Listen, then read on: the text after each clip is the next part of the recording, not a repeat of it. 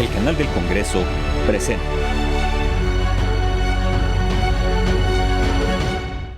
Expertos afirman que conocer las causas que inducen al suicidio es una de las tareas más complicadas por la naturaleza del fenómeno. Sin embargo, prevenir y atender a los pacientes desde las primeras señales es prioritario para los encargados del sector salud. El derecho a la salud es el derecho a la asistencia oportuna, ¿no?, al diagnóstico oportuno, al tratamiento indicado y al seguimiento obligado. Los detalles de este importante tema en unos minutos más. Por lo pronto es momento de darles la bienvenida a Cámara Alta. Soy Paulina Usigli. Arrancamos.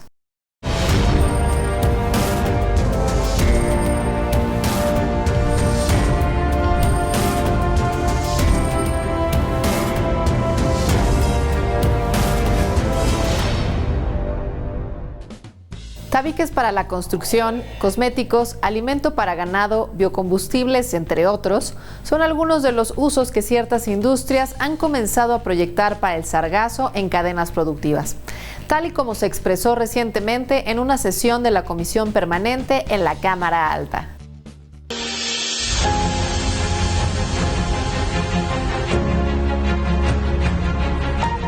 El sargazo ha llegado nuevamente a las costas mexicanas, pero esta vez antes de lo habitual y en mayor cantidad. Pues desde febrero, toneladas de esta alga han pintado de color marrón las playas del Caribe, y se estima que el problema persistirá hasta el mes de octubre. Este año la temperatura promedio de la superficie oceánica ha alcanzado un máximo histórico, al registrar 21.1 grados centígrados. El calentamiento de los océanos favorece el crecimiento de algas nocivas que afecta a numerosos países a lo largo del denominado Cinturón de Sargazo del Atlántico, que corre desde las costas de África hasta el Golfo de México. Que a partir del 2011 comenzó a haber crecimientos realmente desmedidos del sargazo en el Atlántico. Esto se debe principalmente a varios factores. Por un lado, tenemos el polvo del Sahara que se deposita en el Atlántico.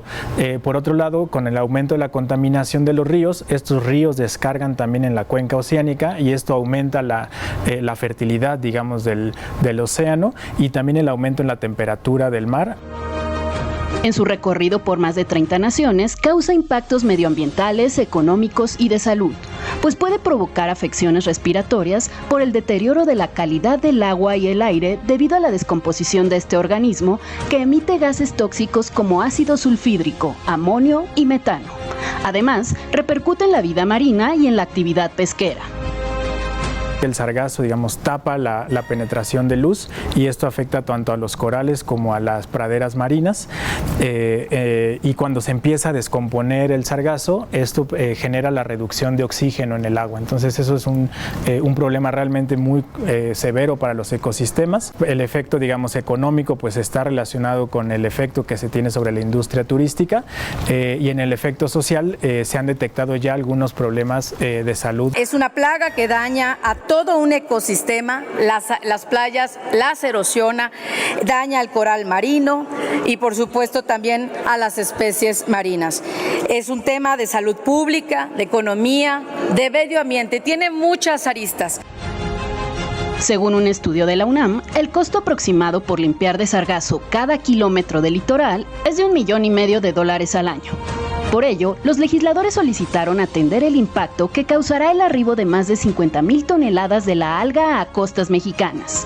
Esto requerirá no solo de una mayor inversión en el desarrollo de tecnologías, sino también de una mejor articulación entre los centros de investigación y las cadenas productivas para generar propuestas que permitan el aprovechamiento de la macroalga.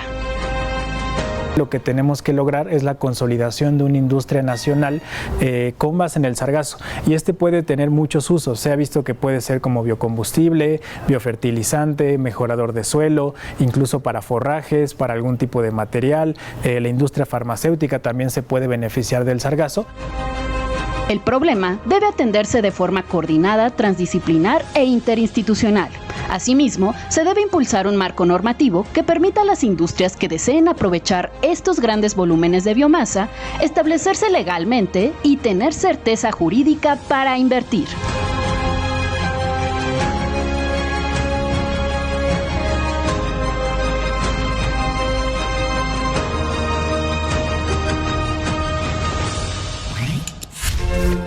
Una de las aportaciones más importantes de la Revolución Mexicana fue la educación, la cual era vista como el medio para el progreso y transformación social del país.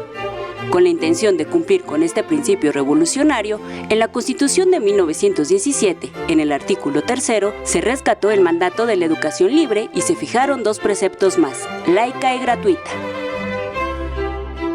Durante su presidencia, Venustiano Carranza se encargó de reestructurar el sistema educativo, desmantelando la Secretaría de Instrucción Pública y Bellas Artes para que sus actividades quedaran a cargo de los ayuntamientos y estados. Tras la muerte de Carranza, queda como presidente interino Adolfo de la Huerta, quien nombra a José Vasconcelos como encargado del Departamento Universitario de Bellas Artes, cargo que incluía la rectoría de la Universidad Nacional de México. En octubre de 1920, José Vasconcelos presentó ante el Congreso de la Unión un proyecto de ley para la creación de la Secretaría de Educación Pública, la cual sería el organismo rector de la enseñanza en todo el territorio nacional. La ley que se contiene en el proyecto anexo comienza decretando la creación de una Secretaría de Educación cuyas funciones civilizadoras abarcarán toda la superficie de la República, necesitada de un extremo a otro de la acción del poder público y de la luz de las ideas modernas.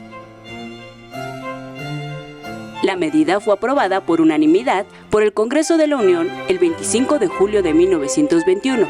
Así, el presidente Álvaro Obregón decretó la creación de la Secretaría de Educación Pública, SEP. Posteriormente, dicho decreto fue publicado en el Diario Oficial de la Federación el 3 de octubre del mismo año. La Organización Mundial de la Salud considera al suicidio como un grave problema de salud pública. No obstante, menciona que es prevenible mediante intervención oportuna. Por ello, en el Senado se volvió a levantar la voz para que los responsables del sector salud de toda la República informen sobre las acciones que realizan en torno a este fenómeno. Yo pensaba que no había salida, la verdad mi primer pensamiento fue ya no quiero estar aquí, me acaban de quitar algo muy importante en mi vida.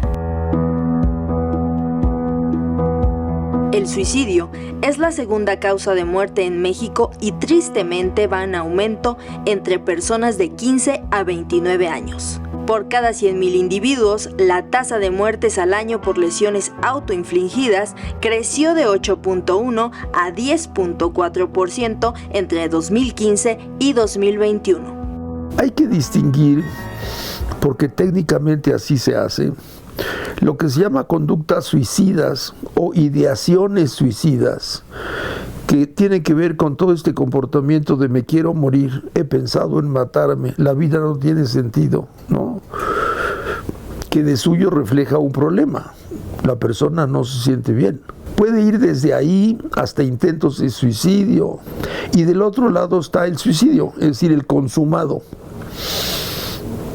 De los primeros sabemos más, pues son los que hablan. De los segundos sabemos menos.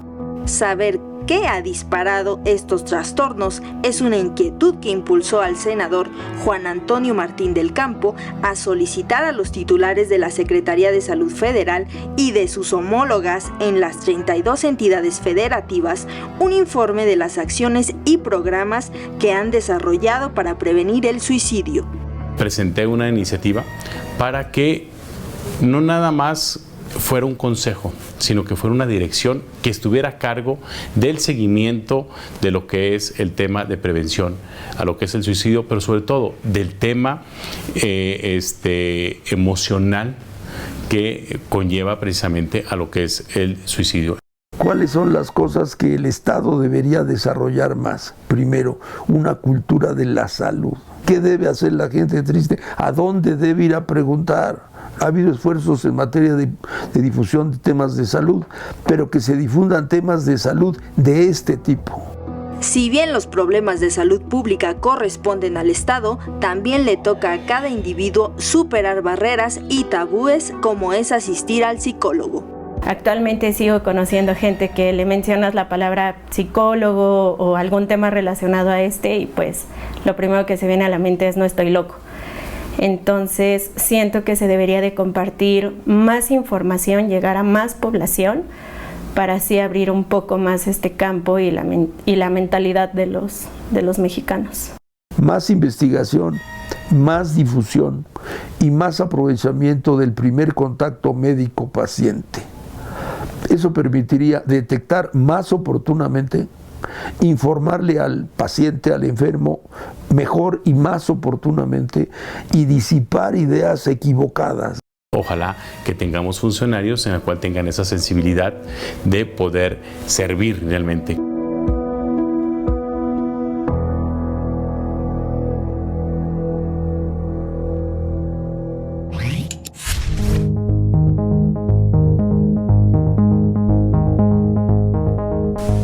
Está demostrado que el tabaco es nocivo en todas sus modalidades y no existe un nivel seguro de exposición a la sustancia. Según la Organización Mundial de la Salud, su consumo es la principal causa prevenible de morbilidad y mortalidad por enfermedades crónicas. Actualmente hay 1.300 millones de consumidores en el mundo. Por ello, la OMS integró las medidas Empower al Plan de Acción para la Prevención y Control de Enfermedades No Transmisibles. Estas consisten en dar seguimiento al consumo de tabaco y a las medidas de prevención, así como hacer cumplir las prohibiciones sobre publicidad, promoción y patrocinio, y aumentar los impuestos sobre el producto. Brasil es el segundo país después de Turquía en aplicar todas las medidas Empower. En tanto, Colombia es una de las naciones en la región con más avances en la materia. Por su parte, Nueva Zelanda lleva varios años implementando políticas para reducir el consumo de tabaco a menos de 4%. De acuerdo con la Secretaría de Salud, en México hay alrededor de 16 millones de personas fumadoras y cada día fallecen más de 173 personas por enfermedades asociadas al tabaquismo. El 15 de enero pasado, se decretó mediante el reglamento de la Ley General para el Control del Tabaco la prohibición de fumar en lugares cerrados y públicos como escuelas, transporte público, prisiones, plazas comerciales, parques, playas, hoteles, estadios, entre otros sitios.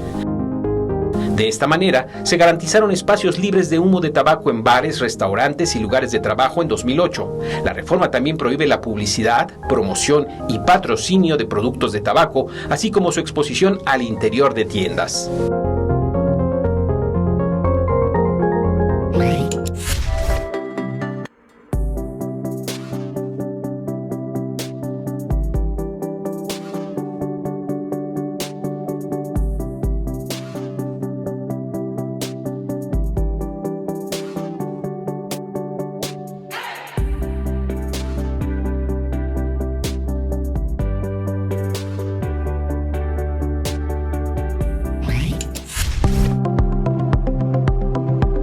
Malú García Andrade, defensora mexicana de los derechos humanos, fue galardonada con el premio Pierre Angel 2023, que el gobierno sueco otorga a defensores y defensoras de los derechos humanos y en este caso particular por lucha valiente e incansable que Malú desarrolla contra el feminicidio, es decir, el asesinato de la mujer por el mero hecho de serlo.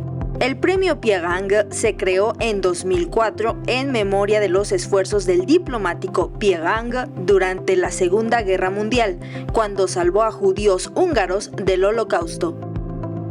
Malú García, abogada de profesión originaria de Ciudad Juárez, ha dirigido durante 2 décadas la organización colectiva Nuestras Hijas de Regreso a Casa, grupo que apoya a las familias que luchan por sus hijas desaparecidas, violadas y asesinadas. Malú García Andrade fue nominada al premio Pierre Angel por Amnistía Internacional Suecia. Es la primera vez que una mujer de América Latina y mexicana tiene este reconocimiento gracias a su lucha en favor de las mujeres desaparecidas y víctimas de feminicidio. Malú, defensora de los derechos humanos en México, quien ha trabajado durante más de 20 años exigiendo a las autoridades judiciales y legislativas tomen en serio los crímenes contra las mujeres, que se investigan por asesinatos y que se castigue a los responsables. Es un honor en el Senado de la República que estés con nosotros. Muchas gracias por todo tu trabajo y toda tu labor. Más que una medalla, el reconocimiento representa un nuevo compromiso, y es que Malú se niega a rendirse y no le ha importado vivir amenazada o en la clandestinidad. Su determinación y coraje incondicional son un ejemplo, una inspiración y proporcionan esperanza a cientos, quizá miles de mujeres que buscan, encuentran y no paran de buscar.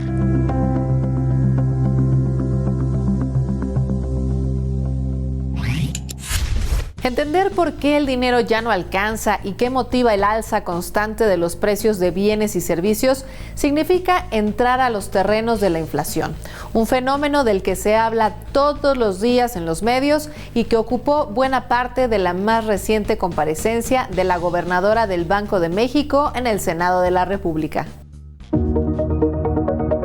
El Banco de México explica a la inflación como un fenómeno que se observa en la economía de un país relacionado con el aumento desordenado de los precios de la mayor parte de los bienes y servicios que se comercian en sus mercados por un periodo prolongado. La inflación trae consigo la disminución del valor del dinero con respecto a la cantidad de bienes y servicios a comprar con él, y una forma de hacerse visible es cuando en casa se escucha: todo está por las nubes, el gasto ya no alcanza para nada. El encargado de medir la inflación y realizar proyecciones a futuro, pero a nivel mundial, es el Fondo Monetario Internacional.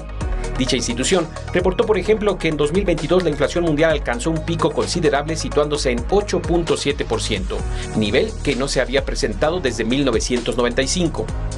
A través de un estudio realizado por el Instituto Belisario Domínguez, se describen las dinámicas que impulsaron el pico de inflación mundial del 2022 y entre ellas cita a las medidas contracíclicas, es decir, inyectar dinero para mitigar el impacto a raíz de la pandemia. La disrupción en las cadenas de suministros, sobre todo en la industria china. La guerra entre Rusia y Ucrania, que generó un gran impacto en el precio del petróleo y la producción de cereales. Y finalmente, los impactos climáticos, así como las medidas proteccionistas de algunos países. Lo anterior propició que en diversos mercados la oferta tuviera dificultades para ajustarse al mismo ritmo que la demanda, lo que ejerció presión al alza sobre los precios en una multiplicidad de bienes y servicios. Tremendo cóctel obligó a los bancos a frenar la espiral inflacionaria mediante políticas monetarias restrictivas en la forma de incrementos en las tasas de interés de referencia. Hoy, por ejemplo, gastar con una tarjeta de crédito es mucho más caro, pues el interés impuesto por los bancos es muy elevado. Si bien el control de la inflación recae en el Banco de México, corresponde a nuestro cuerpo legislativo analizar el momento económico a la hora de aprobar gastos y presupuestos. Señoras y señores senadores, además de una política monetaria enfocada en la estabilidad de precios, la economía mexicana cuenta con sólidos fundamentos macroeconómicos que la distinguen de otras economías de desarrollo comparable. Entre estos destacan un sistema bancario bien capitalizado y niveles adecuados de liquidez, cuentas externas sostenibles, disciplina fiscal, un régimen de flexibilidad cambiaria que permite a la economía ajustarse ante choques y niveles adecuados de reservas internacionales. Y aunque la inflación apunta a la baja, en este año seguramente seguiremos escuchando que todo está por las nubes y que el gasto de la casa ya no alcanza para nada.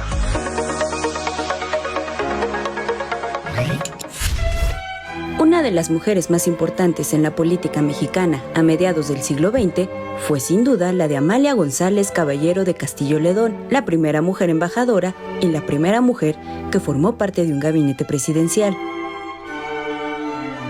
Nacida el 18 de agosto de 1898 en San Jerónimo, Santander, Tamaulipas, Amalia González Caballero fue dramaturga, diplomática, política y activista a favor de los derechos de la mujer. Se formó como maestra en la Escuela Normal de Tamaulipas, como dramaturga en el Conservatorio Nacional de Música, así como en letras en la Universidad Nacional Autónoma de México.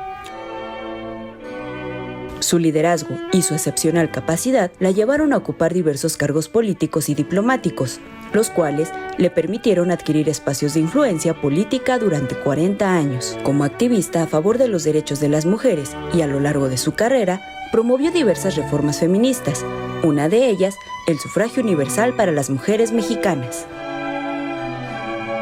Sus destacados trabajos como presidenta de la Comisión Interamericana de Mujeres en 1948 y como delegada de México ante la Organización de las Naciones Unidas de 1946 a 1950, la llevaron a convertirse en la primera mujer embajadora de México en Suecia, Suiza, Finlandia y Austria.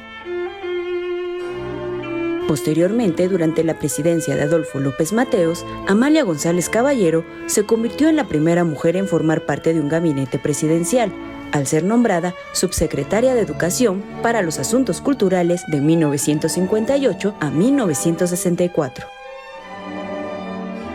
Amalia González falleció a la edad de 88 años, el 3 de junio de 1986, siendo un ejemplo de fuerza y liderazgo para las mujeres y hombres mexicanos.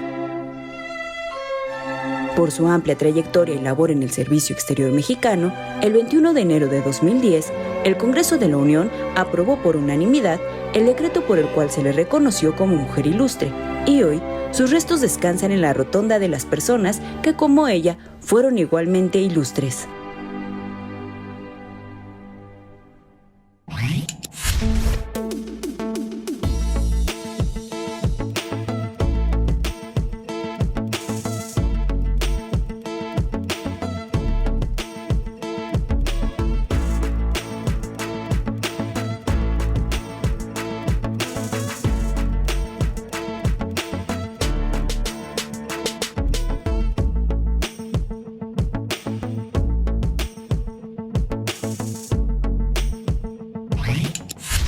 El desabasto y la mala calidad del agua potable es un problema que enfrentan millones de personas en México y el mundo.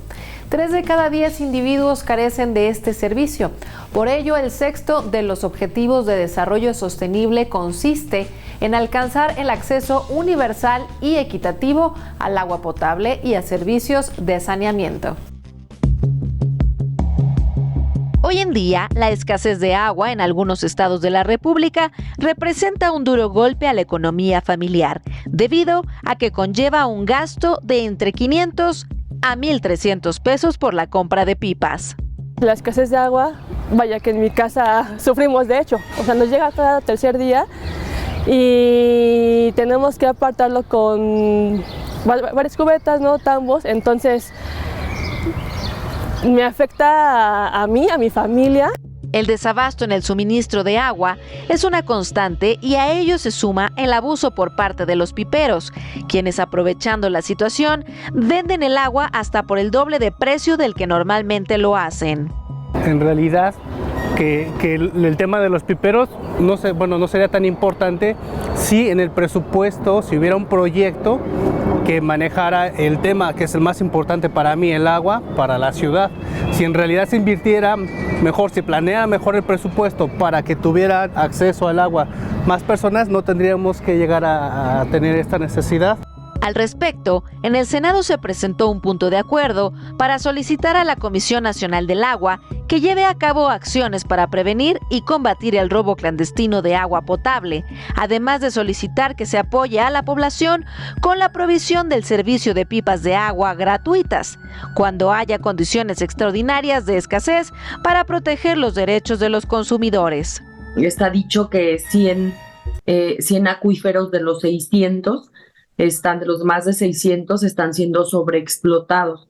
Entonces, pues hay una realidad nacional en donde pues la calidad del agua no es la adecuada. En la Ciudad de México no es una calidad idónea, como en casi ninguno de los estados que integran la República Mexicana. Y pues bueno, seguimos insistiendo, es un tema importante para el grupo parlamentario del Partido del Trabajo.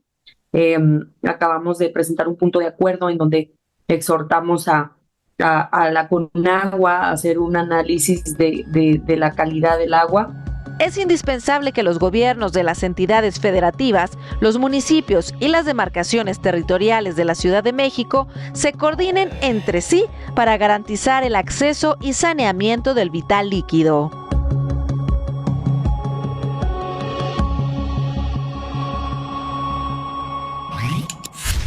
En el país, 58% de la población económicamente activa tiene como fuente de ingresos un empleo informal.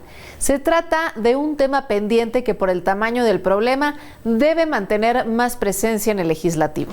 Este y otros temas más serán parte de la agenda que revisaremos en la siguiente emisión de Cámara Alta. Por lo pronto no me resta más que agradecer su atención y poner a su disposición los medios de contacto que aparecen en pantalla para que nos envíen sus opiniones, sugerencias o aclaraciones. Soy Paulina Usigli, pásenla muy bien. Hasta la próxima.